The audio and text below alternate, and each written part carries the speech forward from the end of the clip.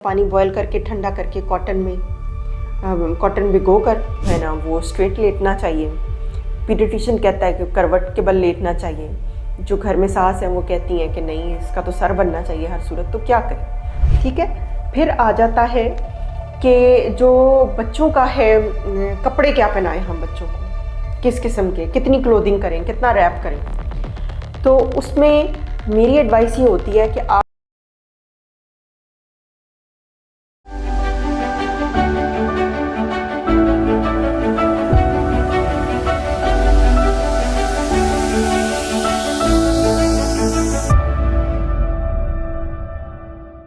अस्सलाम वालेकुम, मेरा नाम डॉक्टर तंजीला रहमान है। मैं कंसल्टेंट ऑब्स्टेट्रिशियन हूँ।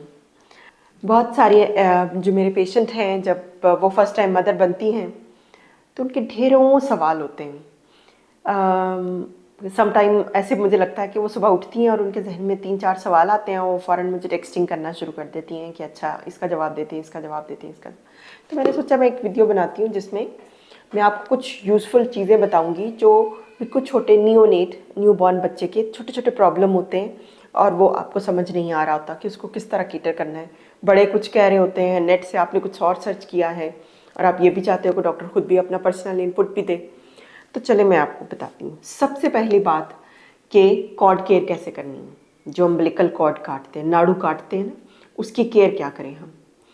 उसकी केयर ये है कि ये जो एरिया होता है, ये माँ और बच्चे के दरमियान कनेक्शन होता है और इसको हम फिर काटते हैं। इसके बाद इसका फंक्शन कोई नहीं रहता। अगर आप इसके ऊपर कुछ भी नहीं लगाएं तो ये पर्पस्ड है कि कुदरत की तरफ से निज़ाम है ऐसा कि इसने ना उसमें से ख़त्म हो जाना है और फिर इसने खुद ही शेड ऑफ हो जाना है और वो स्किन बन जानी है। ठीक है, इसमें यूजुअली जो बच्चे हैं वो 6-7 दिन लेते हैं। ठीक है, कुछ बच्चों में ये थोड़ा ज़्यादा लटक जाता है, टाइम ले लेता है और ये मैक्सिमम जो है ना 2 हफ्तों में उतर जाता है। ठीक है, इसकी एहतियातें क्या करनी है आपने? एहतियातें ये करनी है कि आपने स्पिरिट स्वैप के साथ इसको डेली 1-2 दफ़ा क्लीन कर देना है। जो पैम्पर है इसके ऊपर नहीं चढ़ाना है, इससे बच्चे को इन्फेक्शन हो जाने के चांसेस होते हैं। इसका इन्फेक्शन थोड़ा सीरियस हो जाता है अगर हो जाए तो। ठीक है, उसके अलावा अगर आप ऑप्शन पूछें कोई लोकल एंटीबायोटिक क्रीम, देसी घी के टोटके, वो कुछ भी इसमें यूज़फुल नहीं होगा। थोड़ा सा आप बस स्पिरिट स्वैप से इसको साफ़ रखें और आपको कुछ करने की ज़रूरत नहीं है। ठीक है, फिर आ जाता है कि जो बच्चों का है, कपड़े क्या पहनाएं हम बच्चों को, किस किस्म के, कितनी क्लोथिंग करें, कितना रैप करें। तो उसमें मेरी एडवाइस ये होती है कि आप इस तरह करें कि जो कपड़े आपने खुद पहने हुए हैं उससे थोड़ी 1 डिग्री ऊपर चले जाएं। यानी अगर आपने सिंपल मोटा सूट पहना हुआ है तो बच्चे को पतला सा स्वेटर साथ ज़रूर पहना दें। बच्चे को वार्म रहना चाहिए, ओवर हीटेड नहीं होना चाहिए। ठीक है, फिर तीसरा क्वेश्चन एक फीमेल ने मुझे किया था कि बर्पिंग का क्या है, कि बच्चे को बर्प दिलाना किस तरह है और कितना टाइम उस पर स्पेंड करना चाहिए, आया ज़रूर ही बर्प करना चाहिए बच्चे को। तो बच्चे को डकार दिलाना बड़ा कंपलसरी है। जब आप फीड कराएं, आप अपने शोल्डर के साथ लगाकर उसको थोड़ा सा टाइम दें, बैक पे उसके मसाज करें। बच्चे यूजुअली फ़ौरन ही बर्प कर लेते हैं, लेकिन सम टाइम बच्चे सो जाते हैं पीते पीते ही दूध, तो तब बर्प में वो टाइम लेते हैं। लेकिन अगर आपको लगा आपने 10 मिनट तक बच्चे को बर्प कराने की कोशिश की है तो उसने नहीं किया, तो प्लीज़ फिर बच्चे को जब लटाएं तो स्ट्रेट ना लटाएं। यूजुअली कॉट्स होती हैं उसमें बच्चा अपराइट पोजीशन में होता है। उसमें ये होता है कि अगर बच्चे की हवा फिर ऊपर आए तो वो एस्पिरेशन का रिस्क कम हो जाता है, तो उसमें उसको बेनिफिशियल रह जाता है। एक मेरी क्लाइंट है, उनको बड़ा ये था कि मैं बच्चे को सुलाऊं किस तरह, क्योंकि उन्होंने नेट से पढ़ा है कि बच्चा जो है ना वो स्ट्रेट लेटना चाहिए। पीडियाट्रिशियन कहता है कि करवट के बल लेटना चाहिए। जो घर में सास है वो कहती हैं कि नहीं, इसका तो सर बनना चाहिए हर सूरत। तो क्या करें? क्या इसके लिए ज़रूरी है? इसके लिए ज़रूरी ये है कि बच्चा, जो साइंटिफिक रीज़न है ना, लेफ़्ट लैटरल ही लेटना चाहिए, उल्टी साइड पे करवट लेके। इसका फ़ायदा ये होता है कि बच्चे के अंदर एस्पिरेशन हम कहते हैं खुराक की नाली से सांस की नाली में कुछ चले जाना। बच्चों के स्फिंक्टर या दरवाजे चीज़ों के बहुत नाजुक होते हैं, उनका इतना कंट्रोल नहीं होता।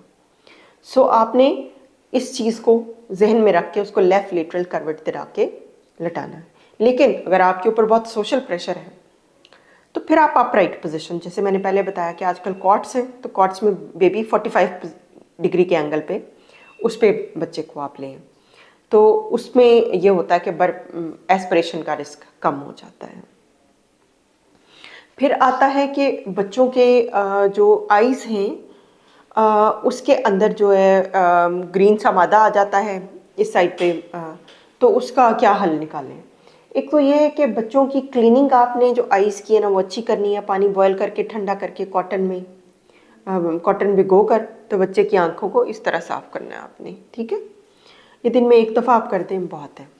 फिर जिनके बच्चों का बहुत ज़्यादा आंसू आ रहे हैं या वेट रहती हैं या आपको लगता है गिद्दें बड़ी आ रही हैं एक साइड के ऊपर, तो आपने अपनी ये फिंगर इसको करके इधर मसाज करना है बच्चे के और ऐसे लेकर आना है। 1 हफ्ता आप करेंगे, बच्चे का ये नेज़ोलैक्रिमल ग्लैंड होते हैं ये वेल एस्टेब्लिश हो जाएंगे और इसके साथ साथ बच्चे का वो जो पानी इकट्ठा होना या सेक्रीशंस इकट्ठा होना है वो कम होना शुरू हो जाएगी। दोनों साइड पे बारी बारी करें, ठीक है, इकट्ठा ना करें। अच्छा, और इसके अलावा आता है कि जो पैम्पर रैश हो जाता है बच्चे को, उसका क्या करें जी। 3 मंथ्स तक बच्चे की स्किन बहुत डेलिकेट होती है।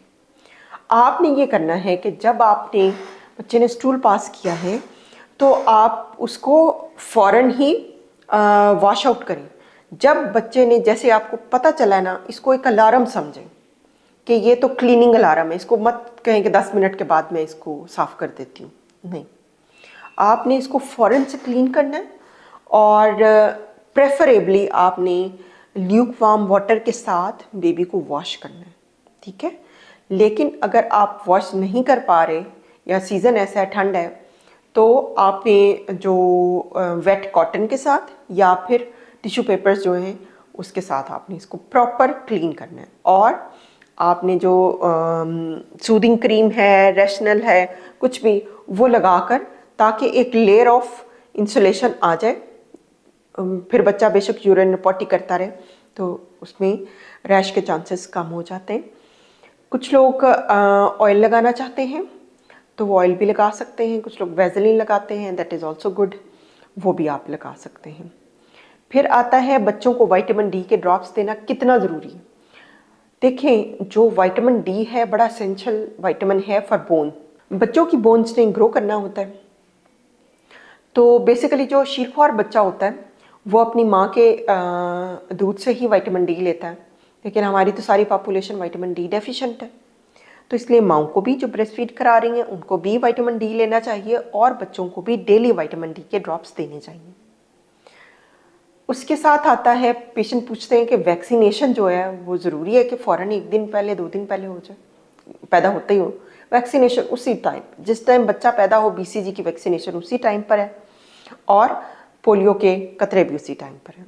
फिर माशाल्लाह अगर आपका मेल चाइल्ड हो गया तो बड़ा ही इंपॉर्टेंट क्वेश्चन है कि सर्कमसिजन या फिर खतने कब कराएं।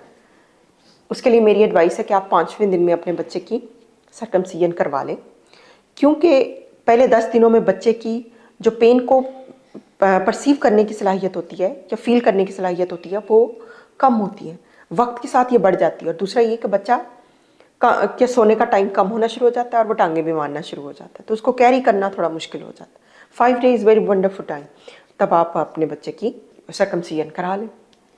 आपको भी अगर कोई और सवाल पूछना हो बच्चे के लिहाज से तो आप कमेंट्स में पूछ सकती हैं, मैं आपको ज़रूर आंसर करूँगी। Thank you.